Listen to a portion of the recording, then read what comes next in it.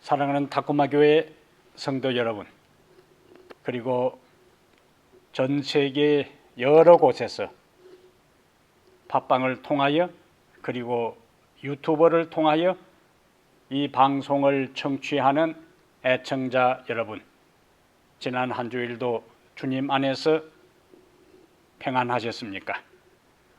오늘 이 안식일을 맞이하여 다시 살아계신 하나님 앞에 예배 드리면서 말씀을 여러분과 함께 나누게 된 것을 기쁘게 생각합니다.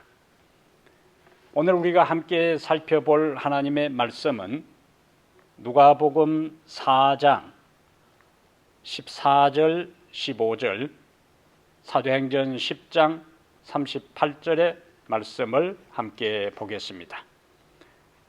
누가복음 4장 14절 15절, 예수께서 성령의 능력으로 갈릴리에 돌아가시니 그 소문이 사방에 퍼졌고 친히 그 여러 회당에서 가르치심에 뭇 사람에게 칭송을 받으시더라.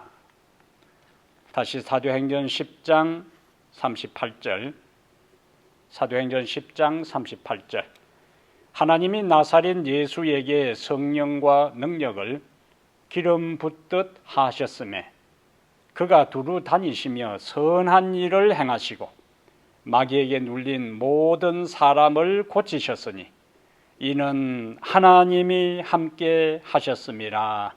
아멘.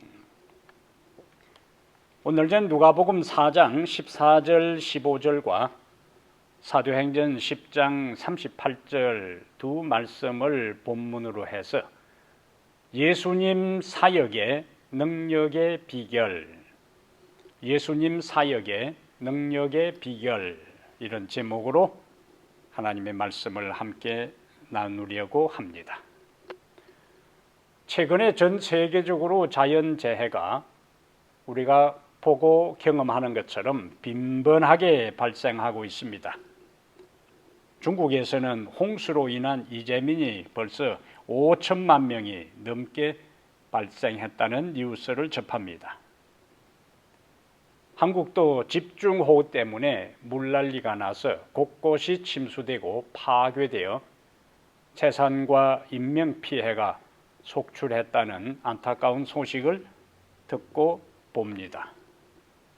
거대한 산불과 강력한 지진, 그리고 쓰나미, 토네이도가 휩쓸고 지나간 자리는 이름 그대로 초토화되고 맙니다.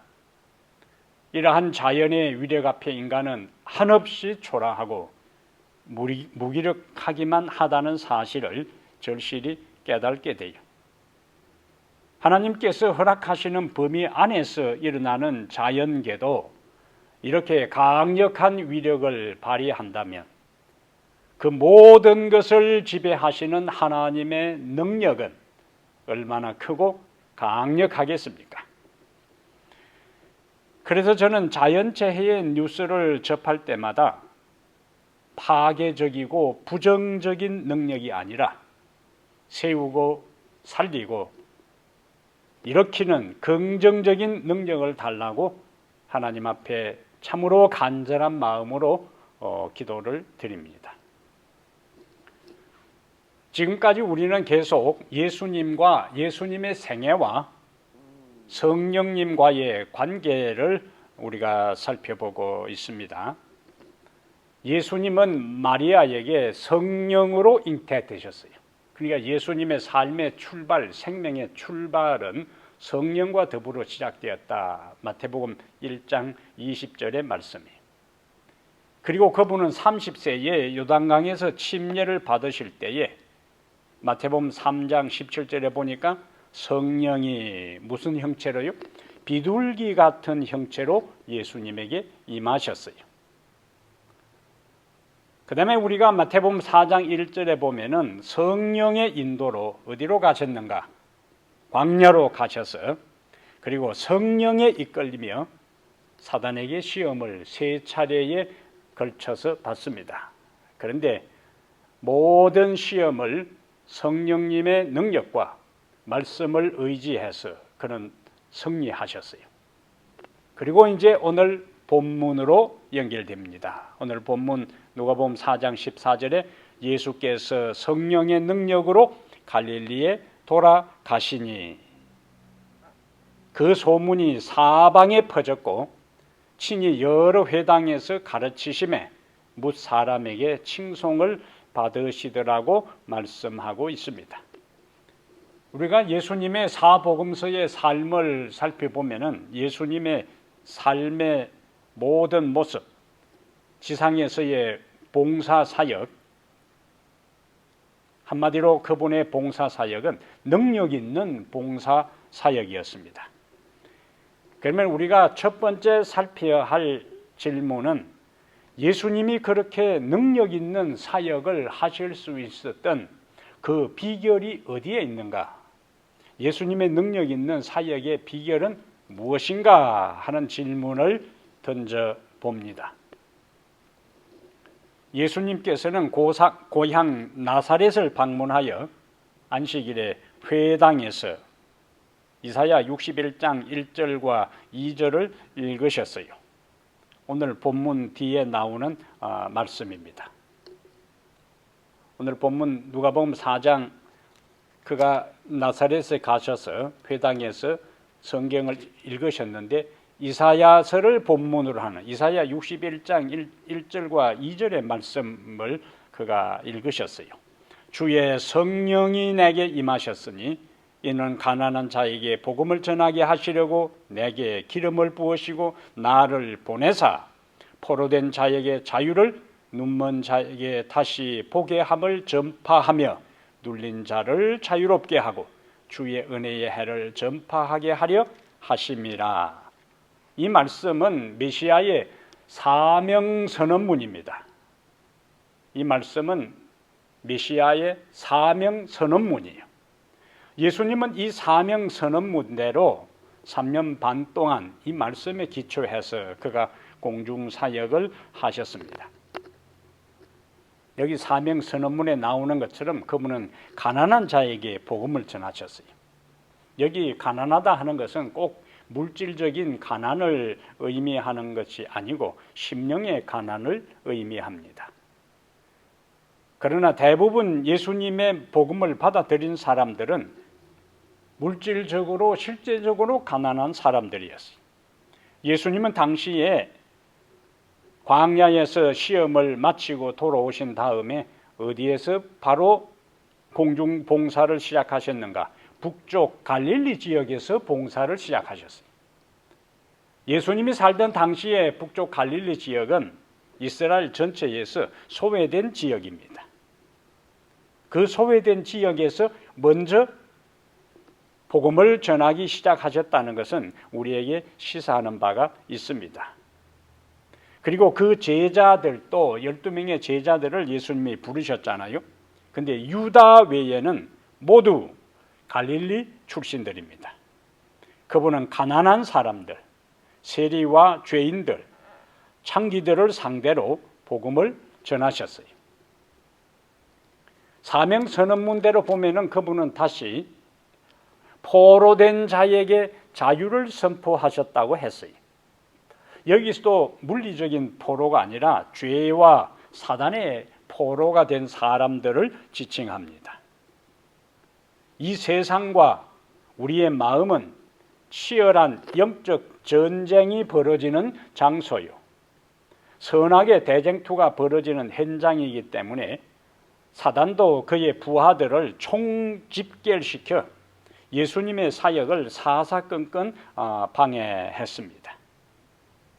이것은 예수님께서 이 세상에 오신 것은 사단에게 찬탈당한 지구의 통치권을 주도권을 다시 차지하기 위하여 오셨기 때문에 사단은 예수님의 그것을 빼앗기지 않기 위해서 방해 공작을 한 것입니다.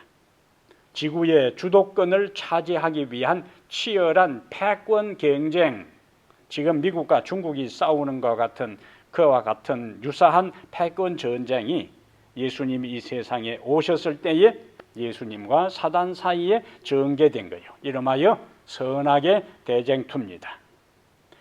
그리하여 예수님이 활동하신 이야기가 기록된 사복음서에 예수님이 귀신과 더불어 맞닥뜨려 싸움을 벌이는 장면이 유독 많이 등장합니다.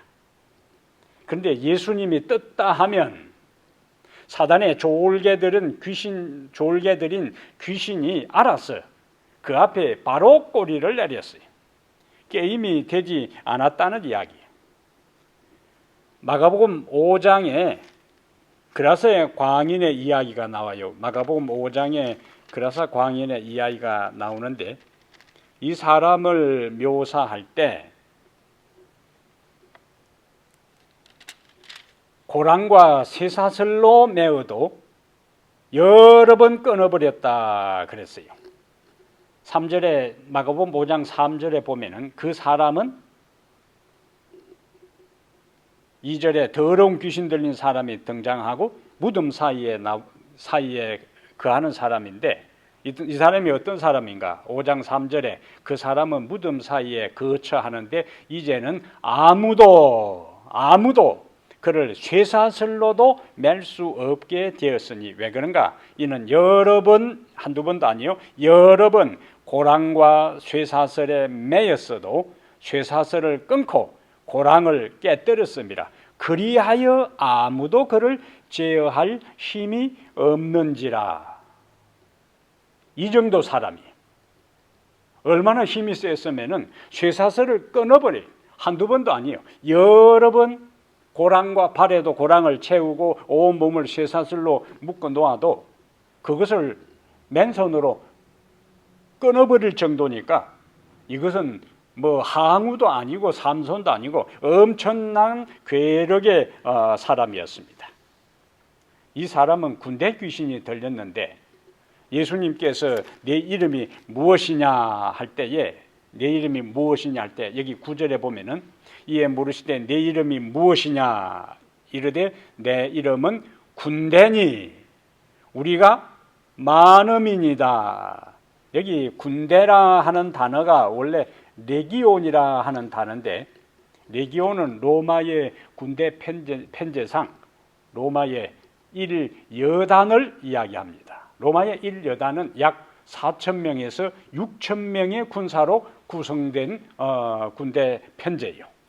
그러니까 자기도 스스로 이야기했잖아요. 우리는 군대니 우리가 많음이라. 그러므로 이 그라사 지방에 귀신 들린 이 사람에게 있어서는 자그마치 귀신이 몇 마리가 달라붙었는가? 4,000명에서 6,000명의 귀신이 달라붙었어요.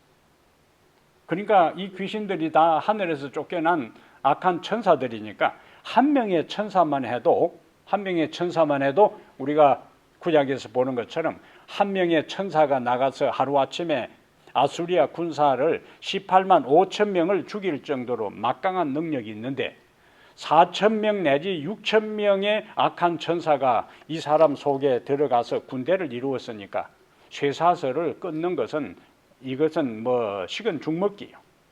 전혀 그것은 식탈에 그냥 실을 끊는 것처럼 쉬운 일이었습니다.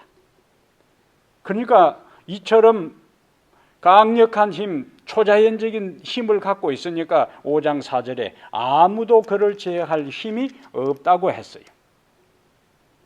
그런데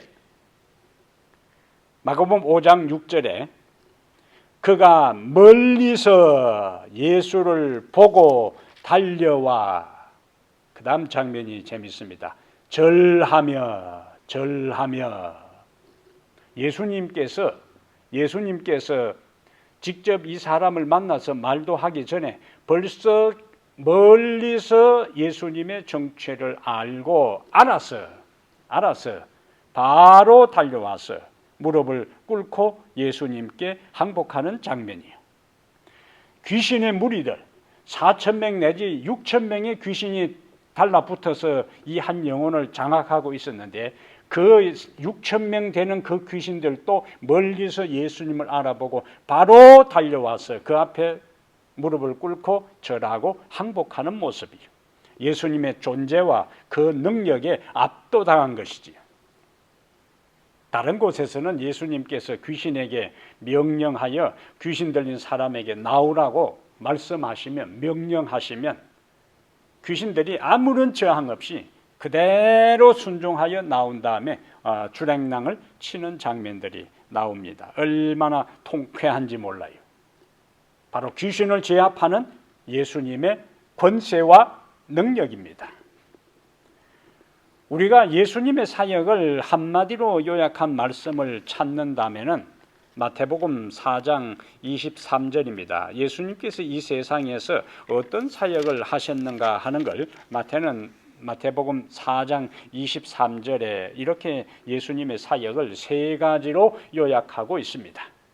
마태복음 4장 23절에 예수께서 온 갈릴리에 두루 다니사 그들의 회당에서 가르치시며 천국 복음을 전파하시며 백성 중에 모든 병과 모든 약한 것을 고치시니, 이것을 우리가 예수님의 삼중사역이라 그럽니다.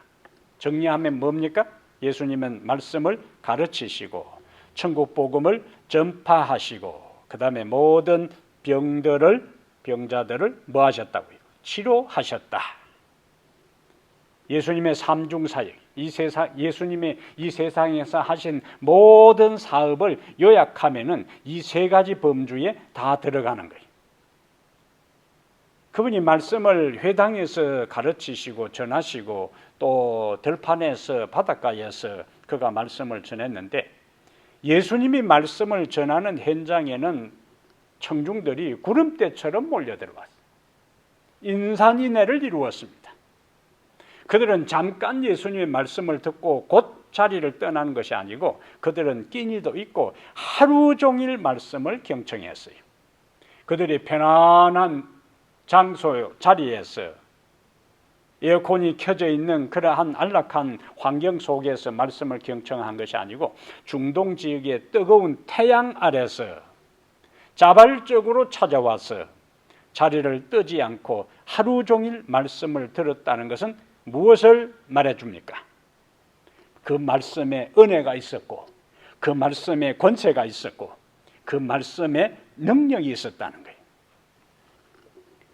우리는 요한복음 7장 45절부터 46절에 한 재미있는 이야기를 발견할 수가 있어요. 요한복음 7장 45절 찾아보겠습니다. 요한복음 7장 45절 46절에 여기는 대제사장들과 바리새인들이 하속들, 부하들을 예수님이 말씀을 전하는데 파견해서 예수님이 전하는 말씀 가운데 끈수를 잡아서 바로 체포해 오도록 그 부하들을 예수님이 말씀을 전하는 현장에다가 보냈어요. 대제사장들과 바리새인들은 자기 부하들을 예수님의 말씀을 전하는 현장에 보내놓고 언제나 이놈들이 예수님을 잡아오나 하고 기다리는데, 요한복음 7장 45절에 보니까 아랫 사람들이 대제사장들과 바리새인들에게 오니 그들이 묻되 어찌하여 잡아오지 아니하였느냐, 빈손으로 온 거예요. 예수님을 체포하러 간 체포조들이 예수님을 잡아오는 대신에 빈손으로 왔어요. 근데 그들의 대답이 재미있습니다. 46절, 왜 잡아오지 않았느냐 할 때 그들이 이렇게 대답합니다. 요한복음 7장 46절에 아랫 사람들이 대답하되, 그 다음에 뭐라고 대답하지요? 그 사람이 말하는 것처럼 말한 사람은 이때까지 없었나이다. 그 사람이 말한 것처럼 말한 사람은 이때까지 없었나이다. 왜 체포해 오지 않았느냐고 부하들을 다그칠 때 대답이 46절이라는 거예요. 그들은 상관들의 명령을 받아서 예수님을 체포하기 위해서 갔어요. 그들은 기회를 엿보다가 예수님을 체포하기 위해서는 멀리 뒤에 앉아 있어서는 안 될 거예요. 예수님은 가장 가까이에서 여차하면은 예수님을 체포해서 끌고 가기 위해서 예수님 가장 가까이에서 이제 기회를 엿보고 있었을 거예요. 그런데 그들이 예수님의 말씀을 듣다가 자기들이 무슨 목적으로 어떤 사명을 띠고 임무를 부여받아 왔는지를 망각해버리고 그냥 예수님의 말씀에 빨려든 거예요. 가장 가까이에 있었으니까 예수님의 얼굴 표정이나 모든 걸 다 예수님의 음성도 가장 가까이에 들었고 예수님의 얼굴 표정, 자비로운 모습, 자애로운 모습, 그 눈빛, 얼굴 표정 모든 것을 가장 가까이에 보면서 그냥 감동을 받아서 아멘 아멘 하다가 시간 다 갔어. 그리고는 자기들이 뭐 때문에 왔는지도 잊어버리고 은혜 충만히 받고 그냥 자기들 상관에게 돌아갔던 거예요. 예수님의 말씀은 그를 사로잡기 위한 목적으로 파견한 사람들까지도 감동을 시킬 정도로 은혜가 있었고 능력이 있었습니다. 예수님은 다양한 질병을 가진 수많은 환자들을 고치셨는데 어떤 질병도 그가 말씀하시면 다 굴복하여 떠났어요. 예수님의 한 마을을 지나가시고 나면은 그 마을에 더 이상 아픈 환자들이 없었습니다. 예수님은 자기에게 나오는 모든 어떤 종류의 질병을 가진 어느 정도 경환자든지 중환자든지 상관없이 믿음으로 예수님에게 나와 치료받기를 원하는 모든 환자들의 질병을 다 치료해 주셨어요. 죽은 자도 그분이 일어나라고 말씀하시면 살아났습니다. 예수님은 병을 고치는 능력과 죽은 사람까지도 살리는 권세와 능력이 있었어요. 그러면 이제 다시 처음의 질문으로 돌아가 보겠습니다. 예수님의 능력 있는 사역의 비결은 무엇인가? 예수님의 능력 있는 사역의 비결은 무엇인가? 그것이 오늘 본문 누가복음 4장 14절과 15절입니다. 예수께서 성령의 능력으로 갈릴리에 돌아가시니 그 소문이 사방에 퍼졌고 친히 그 여러 회당에서 가르치심에 뭇사람에게 칭송을 받으시더라. 그 다음에 다시 사도행전 10장 38절에 하나님이 나사렛 예수에게 그 다음 뭐가 나오지요? 성령과 능력을 기름 붓듯 하셨음에 그가 두루 다니시며 선한 일을 행하시고 마귀에게 눌린 모든 사람을 고치셨으니 이는 하나님이 함께 하셨음이라. 아멘. 마태복음 12장 28절에는 예수님은 하나님의 성령을 힘입어 귀신을 쫓아낸다고 말씀하셨어요. 그리고 요한복음 3장 34절에는 하나님이 보내신 이는 하나님의 말씀을 하나니 이는 하나님이 성령을 한량없이 주심이니라고 말씀하고 있습니다. 예수님은 하나님의 성령의 능력으로 말씀하셨어요. 그래서 권세가 있었어요. 그래서 능력이 있었어요. 그래서 감동이 있었어요. 그래서 은혜가 있었습니다. 사단과의 시험에서 승리하게 하신 성령께서 또다시 그의 사역에 함께 하셨기 때문에 놀라운 능력이 나타난 것입니다. 사도행전 10장 38절에 하나님이 나사렛 예수에게 성령과 능력을 기름 붓듯 하셨음에 그 결과 그가 두루 다니시며 선한 일을 행하시고 마귀에게 눌린 모든 사람들을 고치셨으니 이는 하나님이 함께 하셨음이라. 성령이 그와 함께 하셨기 때문에 그의 사역에 놀라운 능력이 나타난 것입니다. 예수님의 능력 있는 사역의 비결은 바로 하나님이 성령으로 그와 함께 하셨기 때문에 그와 같은 위대한 일들을 이루실 수가 있었어요. 오늘 이 하나님의 거룩한 영이 우리에게도 함께 하사 예수님이 행하셨던 동일한 강력한 성령의 능력을 경험하고 역사하는 그 삶의 신앙의 체험자들이 되기를 주의 이름으로 축복합니다. 두 번째 이제 우리가 살필 주제는 예수님의 제자들의 능력 있는 사역의 비결은 무엇인가?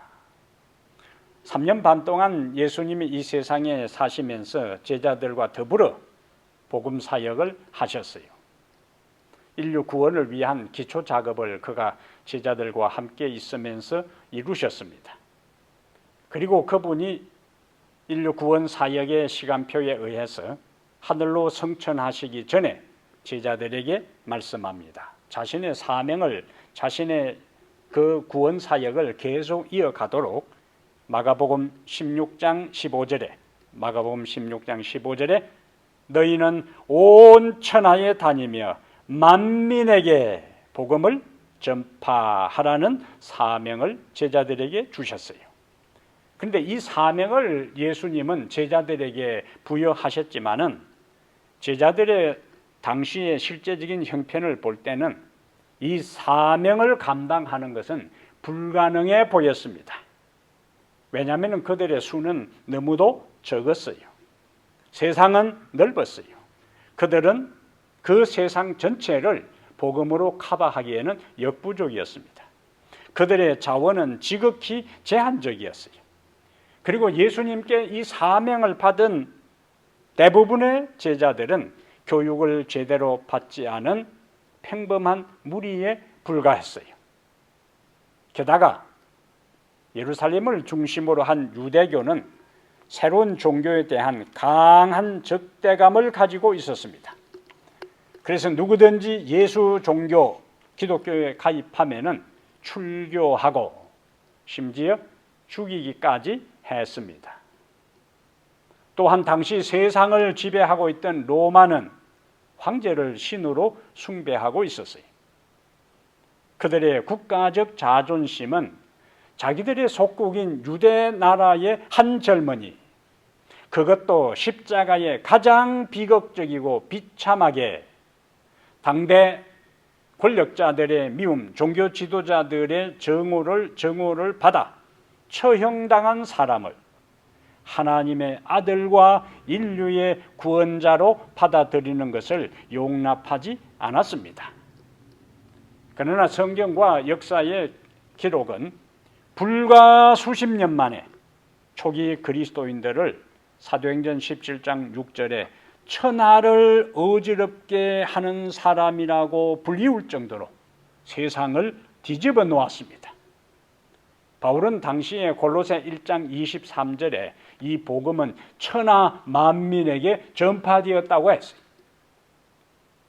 당시에 알려진 문명화된 세상에 예수님의 복음은 한 세대에 다 전파되었다는 말씀입니다.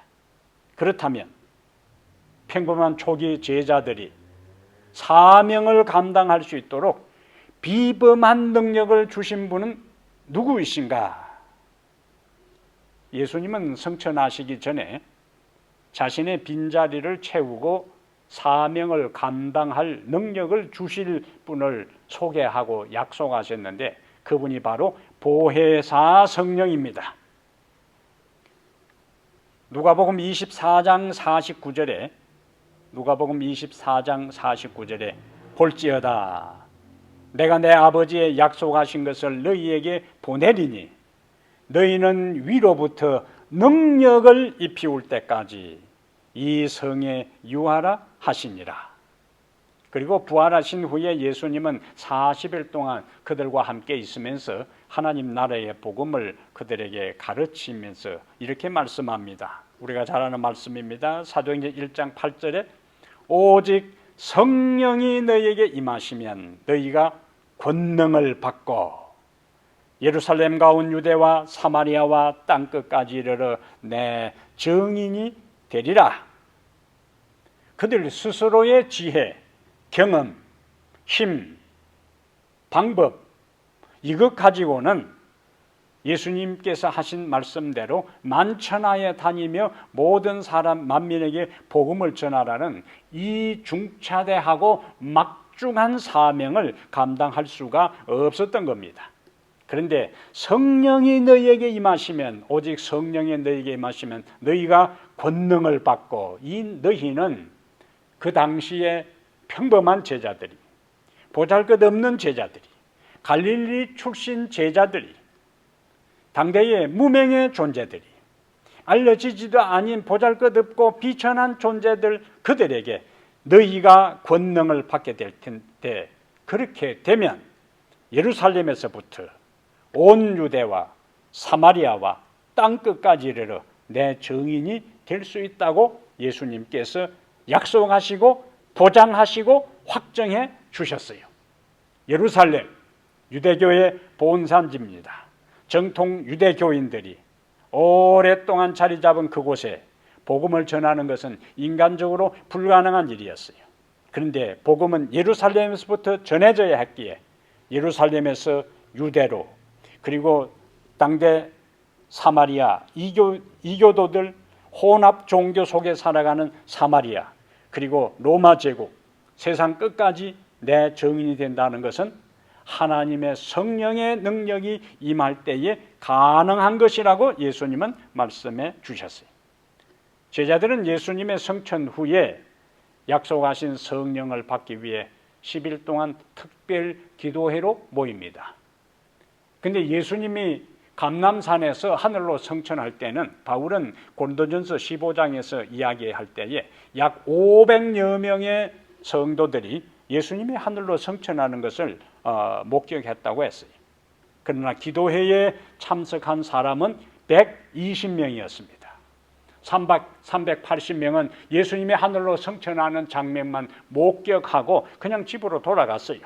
그러나 120명의 성도들은 예수님의 제자들과 예수님의 형제들과 예수님의 어머니, 그리고 나머지 이름이 알려지지 아니하는 성도들은 마가의 다락방에 가서 예수님의 약속하신 보혜사 성령의 충만을 경험하기 위해서 열흘 동안 특별 기도회로 모입니다.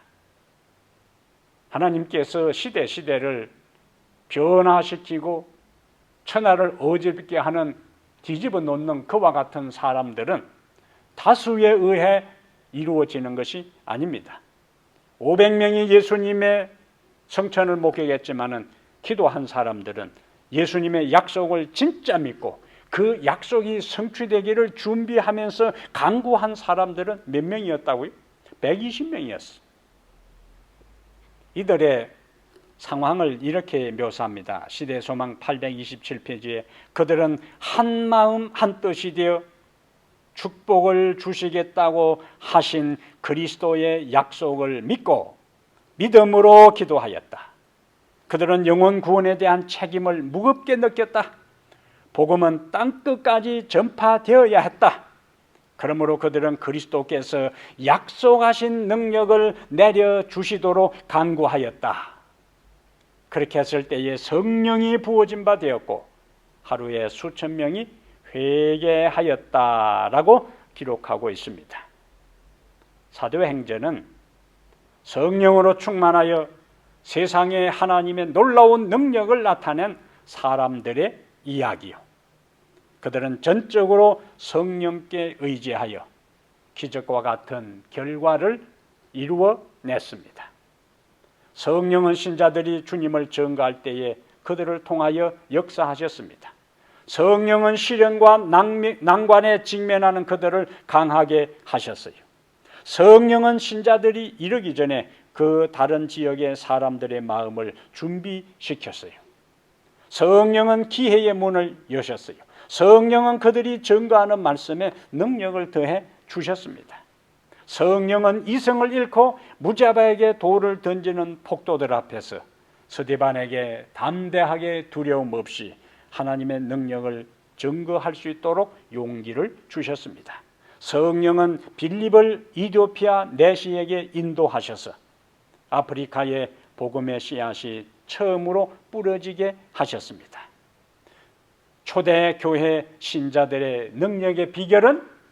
무엇입니까? 초대교회 신자들의 능력의 비결은 바로 성령의 역사에 있었습니다. 이 말씀 믿으시면 아멘. 그렇다면 여러분, 예수님의 능력 있는 사역의 비결이 성령이 그에게 함께 하신 것이었고, 예수님의 가르침을 이어받아 복음을 전했던 초기 교회 신자들의 능력 있는 사역의 비결이 하나님의 성령이 그들과 함께 하신 것이라면, 오늘 이 시대를 살아가는 우리가 능력 있는 사역을 한다고 할 때에 어떻게 우리가 예수님처럼 초기 교회 제자들처럼 능력 있는 사역을 할 수 있을까요? 우리에게도 성령이 필요하고 우리에게도 그분의 능력이 절대적으로 요구되는 시대에 우리가 살고 있습니다. 코로나로 인하여 세상은 다시 이전 세상으로 돌아갈 수 없을 정도로 엄청난 변화가 몰아치고 있습니다. 바이러스 때문에 공적 예배를 드리지 못하고 교회의 모든 활동이 중단된 지 벌써 5개월이 지났습니다. 그렇다고 영혼을 구원하는 교회의 본래의 사명을 등한히 할 수는 없는 것입니다. 모든 것이 제한되고 제약이 많은 지금의 상황은 교회를 통한 영혼 구원 사역은 점점 어려워 보입니다. 결국은 개인적인 관계를 통한 영혼 구원 사업으로 돌파구를 마련할 수밖에 없어요. 불리한 여건과 상황에서도 성령은 영혼 구원의 방법과 능력을 우리에게 주실 수 있는 유일한 분이십니다. 성령이 우리에게 임하시고 그분의 능력과 권능이 우리에게 임하면 우리는 모든 환경을 뛰어넘는 그분의 역사를 경험할 수 있습니다.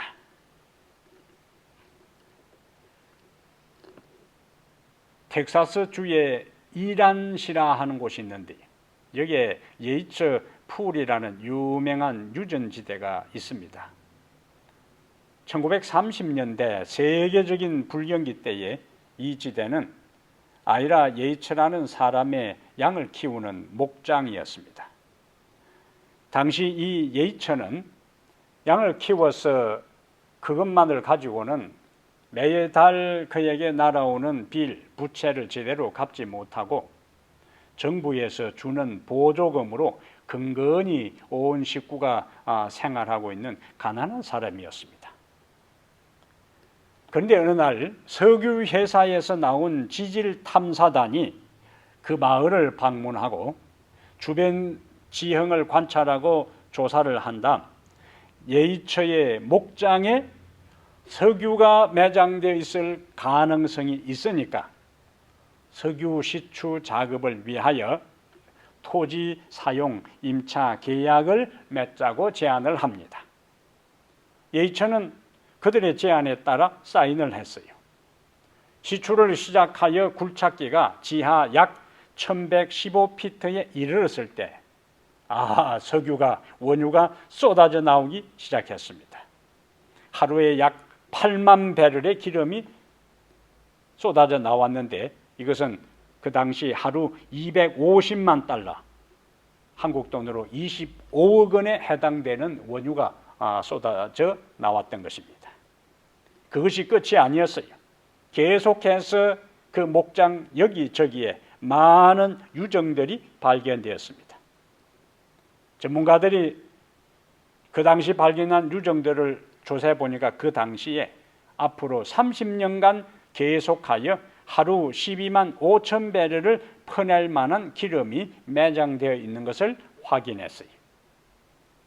그동안 예이처는 엄청난 기름이 자기 목장 지하에 매장된 줄도 모르고 지독히 가난한 삶을 하루하루 살고 있었던 것입니다. 그 후에 예이처의 삶은 어떻게 되었을까요? 짐작하고도 남음이 있습니다. 성령은 우리에게 우리의 삶에 엄청난 원유가 매장된 유전과 같습니다.